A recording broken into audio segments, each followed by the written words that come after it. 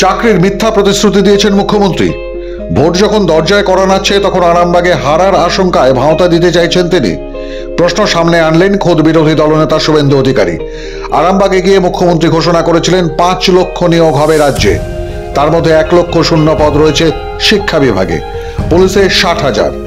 তাছাড়া পঞ্চায়েত সহ আরো নানা বিভাগে খালি রয়েছে পদ। চারিপাশে চাকরি চাই, চাকরি, সরকারি চাকরি 5 লক্ষ আমরা চাই অ্যাপয়েন্ট করতে। কিন্তু সিপিএম আর বিজেপি নেতাদের বলুন, দয়া করে বেকার যুবক যুবতীদের ভবিষ্যৎ নষ্ট না করবার জন্য এই চাকরিগুলোকে আটকাবেন না। ভোটে গিয়ে কথাগুলো বলুন, কোর্টে যে কেউ যেতে পারে, এটা তার সাধারণ অধিকার। কিন্তু তাই বলে একটু মায়া লাগে না? বিরোধী দলনেতার দাবি, ভোটের মুখে মানুষকে বোকা বানাতে চাইছেন মুখ্যমন্ত্রী।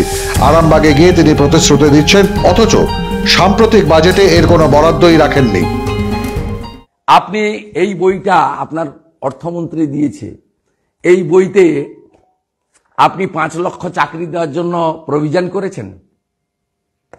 চাকরি তো ভাষণে হয় না, চাকরি তো আপনাকে দিতে হবে অ্যাপয়েন্টমেন্ট লেটারে, মাস পুরালে বেতন। প্রভিশন আছে 5 লক্ষ চাকরির, 1 টাকা, নট এ সিঙ্গেল পাইস। বাজেটে প্রভিশন রাখতে হয়, আমি 5 লক্ষ চাকরি দেব, তার জন্য বেতন বাবদ 3000 কোটি টাকার প্রভিশনিং করলাম।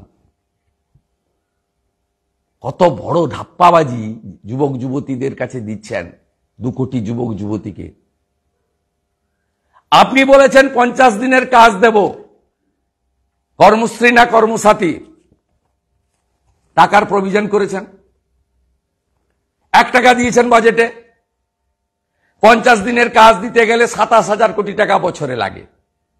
যদি মানরেগার জব কার্ড হোল্ডাররা কাজ করবে ধরে নি, 1,34,00,000 ভুয়া জব কার্ড বেরিয়েছে, তারপরেও 2,60,00,000 আছে। 2,60,00,000 লোককে 50 দিনের কাজ দিতে গেলে বছরে লাগে 27,000 কোটি টাকা। আপনি 27 টাকা দিয়েছেন।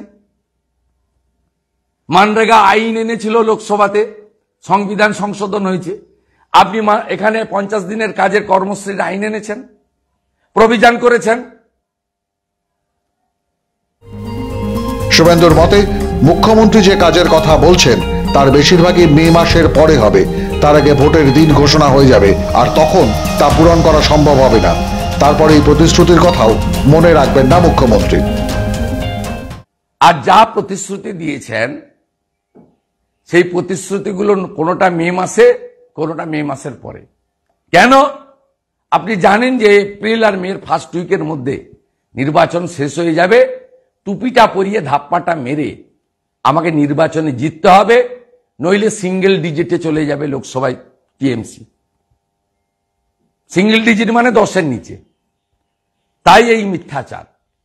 আমি পশ্চিমবাংলার জনগণকে, রাজ্যের পুলিশ মন্ত্রী, স্বরাষ্ট্রমন্ত্রীর বিধানসভার ভূমিকা তুলে ধরলাম।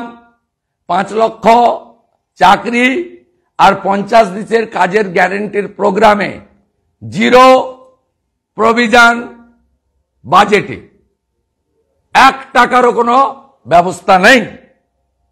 এই মিথ্যাচারের বিরুদ্ধে আমার আজকে ফেসবুক প্রেস কনফারেন্স।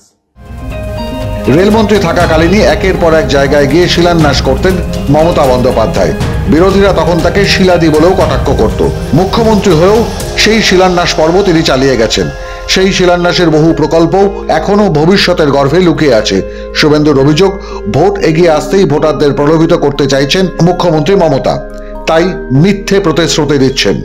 মাধ্যম ব্যুরো রিপোর্ট।